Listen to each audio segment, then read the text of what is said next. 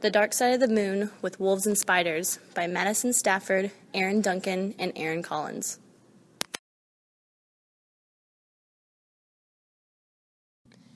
It is interesting to note that puppies are born with blue eyes, while mature wolves do not retain blue as an eye color.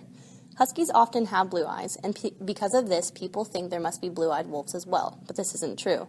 If you see a wolf with blue eyes, then he or she is likely a wolf hybrid and not a full-blooded wolf.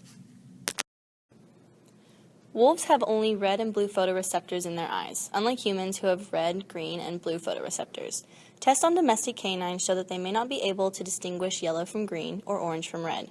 Tests on wolves where red, blue, yellow, and green dyes were put into clean snow show that they often detect the red and yellow stains. This could be because they associate these colors with blood and urine and have little interest in the other colors. There is no conclusive evidence regarding the color vision abilities of wolves. However, it is my personal opinion that wolves can see all the colors, but only take interest in those that might benefit them in some way. A wolf's eyesight is just about as good as that of a human being. However, some experts believe that the wolf may be nearsighted because their eyes lack a foveal pit, an indentation in the retina which provides for focusing, especially on distant objects. Wolves have excellent peripheral vision and their eyes are optimized to detect motion. In addition, they have a very high ratio of rods to cones in the retina, which is how they perceive color. In fact, about 95% of rods. This abundance of rod aids the wolf in the ability to see at night. A wolf's night vision is far superior to that of a human being. Canines have a third eyelid, which stretches across the eye and contains a gland, which along with the glands in the ciliary body, acts to lubricate the eye. However, these tear glands excrete an oily substance rather than watery tears. Spiders usually have 8 eyes. Some, though, have 6 or fewer, but few have good eyesight. They rely instead on touch, vibration, and taste stimuli to navigate and find their prey. Most are able to detect little more than light-dark intensity changes which stimulate nocturnal web building, hunting or wandering activities, and rapid movement to allow quick reactions against daytime predators.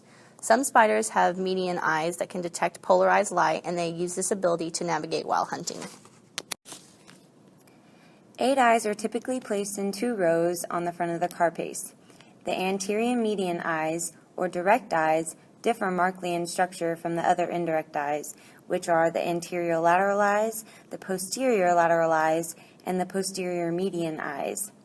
The direct eyes appear dark, whereas the indirect eyes usually have a layer of light-reflecting crystals, the tapetum, behind the light-sensitive retina, giving these eyes a silvery appearance.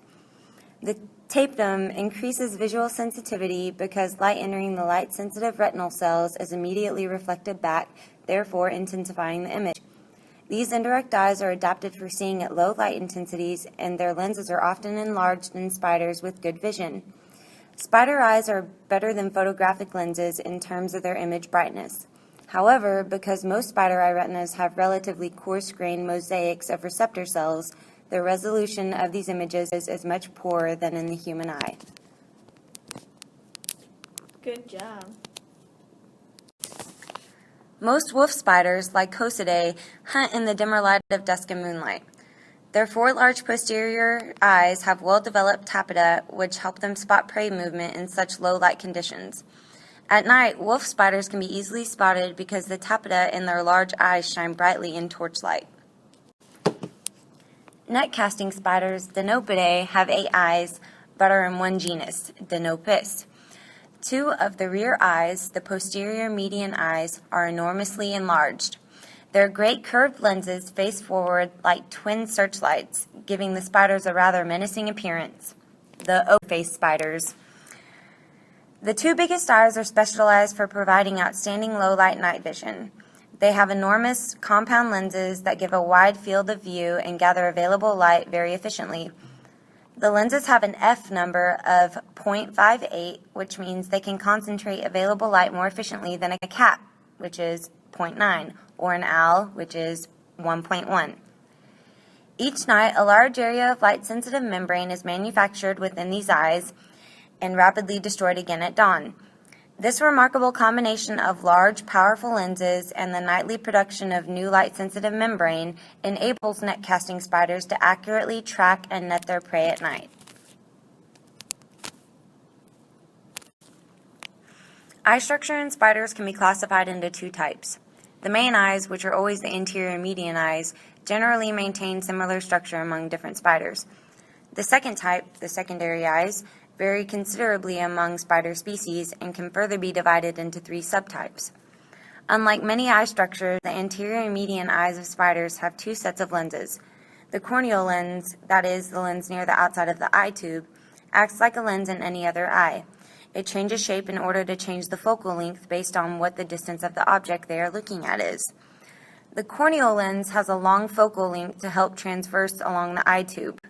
At the end of the tube, there is a second concave lens. This acts like the lens in a telescope. That is, the second lens magnifies the image, which helps the spider see the shape and size of what they are looking at much better. This is especially helpful for hunting spiders, like the jumping spider, because it helps them identify prey. The retinal structure is composed of 4 tiered layers of receptor cells positioned in the central area of highest acuity.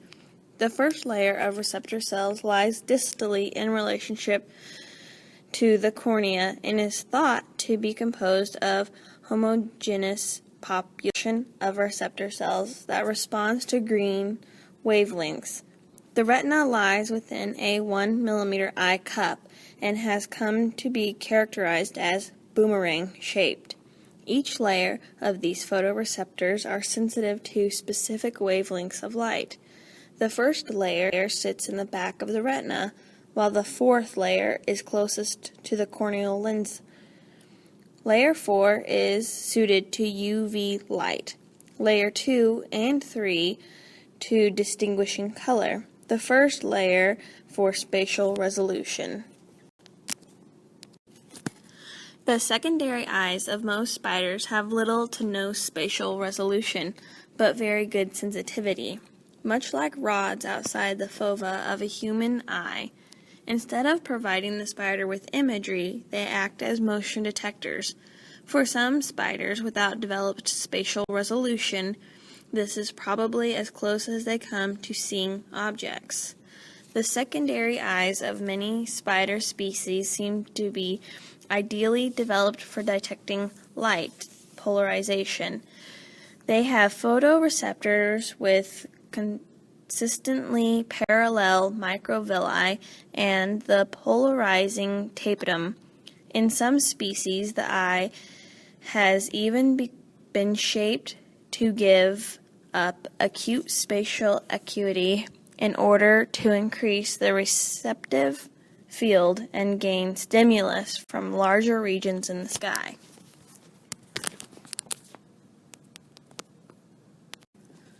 Orb-weaving spiders have not demonstrated much ability to distinguish color and likely possess only one photoreceptor pigment in all eyes, monochromatic.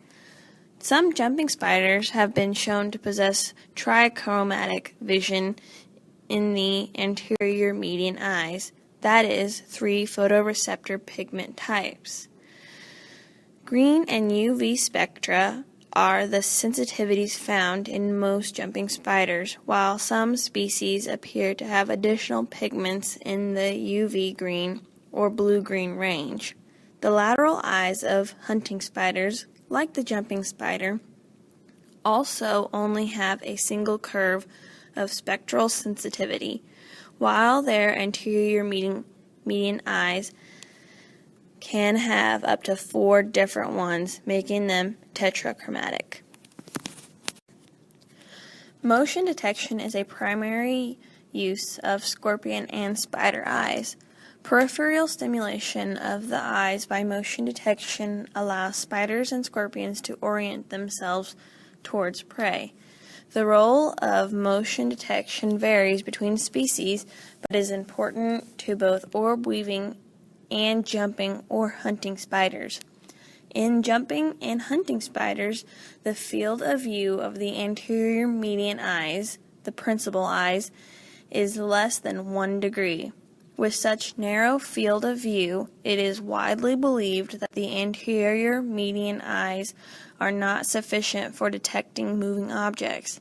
However, the other eyes of the spider, secondary eyes, have a much wider field of view, which enables them to act as motion detectors that allows the spider to orient its principal eye towards objects of interest.